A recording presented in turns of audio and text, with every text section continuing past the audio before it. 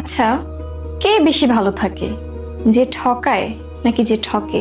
সেই সকল চিটার, বাটপার, প্রতারণাকারী, মানুষ ঠকানো মানুষ, শুনে রাখো, দুনিয়াতে তাৎক্ষণিকভাবে তুমি কারো টাকা মেরে দিলে, কারো মন নিয়ে খেললে, কাউকে প্রতিজ্ঞা করলে এবং সেটা রাখলে না, কোন একটা মানুষকে কাঁদাইলে, রেখে চলে গেলে, একসাথে থাকার কথা বলে মাঝপথে ছেড়ে চলে গেলে, সেই সকল মানুষ কান খাড়া করে শোনো, তাৎক্ষণিকভাবে সেই মুহূর্তে তুমি ঠিকঠাক জিতে যাবা, তবে তকদির, ভাগ্যের কাছে এবং উপরওয়ালার কাছে তুমি হেরে যাবে।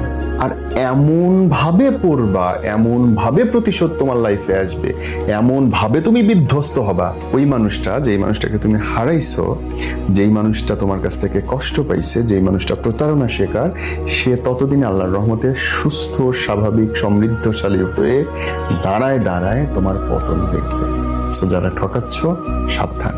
যাকে ঠকানো হয় জিতে যায় সে, যে ঠকায় নিয়তির কাছে হার সবসময় তারই হবে।